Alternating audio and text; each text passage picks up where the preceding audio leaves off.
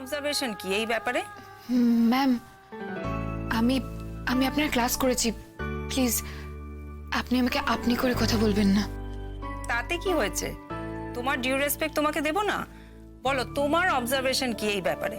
Ma'am, প্রাথমিকভাবে আমার মনে হয়েছে ফিটাসের কোনো ক্ষতি হয়নি, তবে নিশ্চিত হতে আমাদেরকে টেস্ট করা দরকার।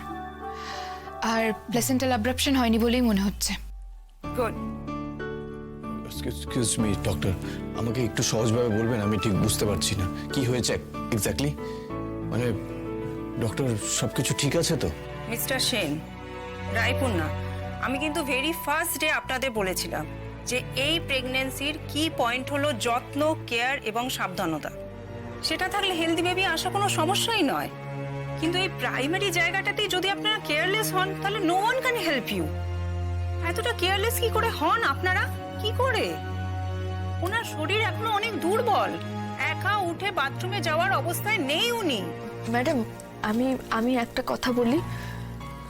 আমি যখন শুতে যাই তখন কিন্তু আমার শরীরে কোনো রকম কোনো প্রবলেম হয়নি, কিচ্ছু ছিল না আমার।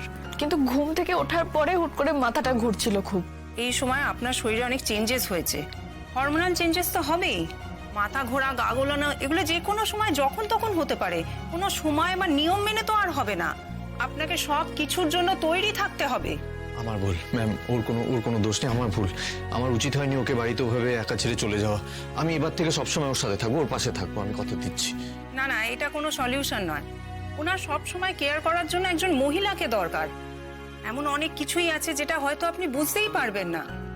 আমি বলবো যত তাড়াতাড়ি পারেন কাউকে রিক্রুট করুন। একবার লাকি প্রুভড হয়েছে, পরের বারটা এমন নাও হতে পারে। তাই পরের বার যাতে এরকমটা না হয় সেটা দেখা কিন্তু আপনাদের দায়িত্ব। নিশ্চয়ই ম্যাডাম, আমি ইমিডিয়েটলি কিছু একটা ব্যবস্থা করছি। আমি কয়েকটা টেস্ট দিচ্ছি, ইউএসজি করতে হবে। আর আপনি রিপোর্টগুলো নিয়ে আসবেন। রায়পুর না এলেও হবে। আর রায়পুর ঘাবড়াবেন না, কিচ্ছু হয়নি আপনার, ফিটাস একেবারে ঠিক আছে। আরে হাসুন, এ তো আনন্দের খবর। আনন্দে থাকুন আর সাবধানে থাকুন, আর ভালোভাবে খাওয়া দাওয়া করুন। এই তিনটে জিনিসই এখন আপনাকে খেয়াল রাখতে হবে।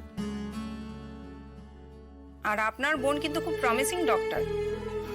ওর কথা আমি আগেও শুনেছি। ওর কয়েকটা সাবজেক্টের মার্কস নিয়ে আমাদের মধ্যে রীতিমতো আলোচনা হয়েছে।